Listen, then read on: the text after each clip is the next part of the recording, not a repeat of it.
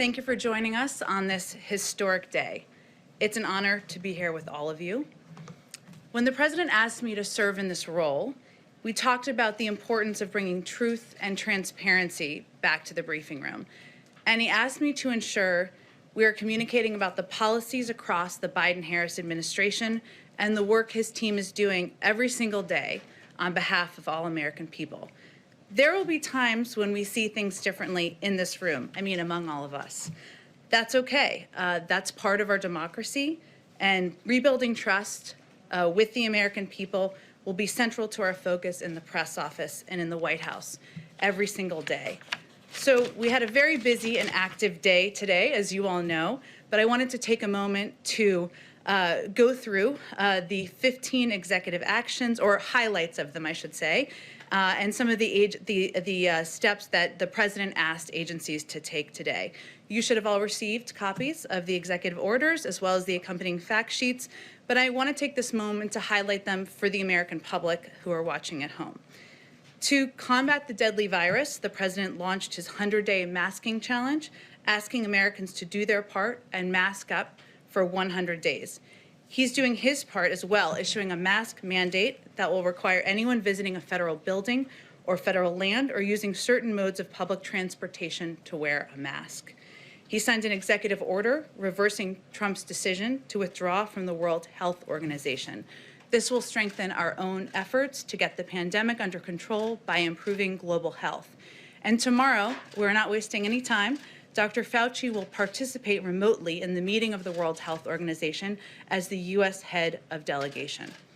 President Biden also officially appointed a COVID-19 response coordinator, a position and team we had already previously announced, but made it official today, to create a unified national response to the pandemic. And he reestablished the national security team responsible for global health, security, and biodefense. The COVID-19 pandemic has triggered an almost unprecedented housing affordability crisis. He took immediate action to confront the crisis and asked relevant agencies to extend nationwide moratoriums on evictions and foreclosures. The pandemic has also increased the hardship on millions of Americans who owe federal student loans. In response, the President asked the Department of Education to extend the pause on student loan payments and interest. He rejoined the Paris Climate Agreement, putting the United States back in a position to exercise global leadership and advancing the objectives of the ambitious agreement. Sorry, hope you're comfortable. There's a few more. And a second broad executive order will roll back harmful regulatory reversals made by the previous administration to protect public health and the environment.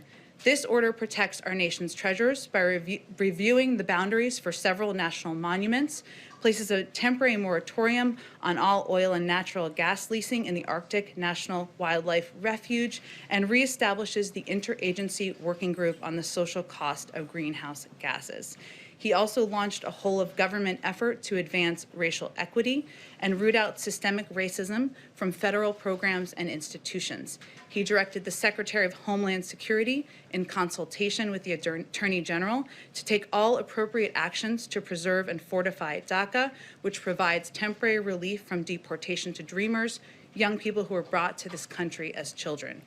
The President also put an end to the Muslim ban, of policy rooted in religious animus and xenophobia. He signed a proclamation effective immediately, halting further funding or construction of the previous administration's border wall and terminating the so-called national emergency used to wastefully divert billions for wall construction.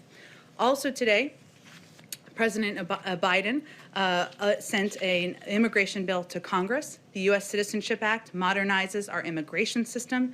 It provides hardworking people who've enriched our communities and lived here for decades an opportunity to earn citizenship.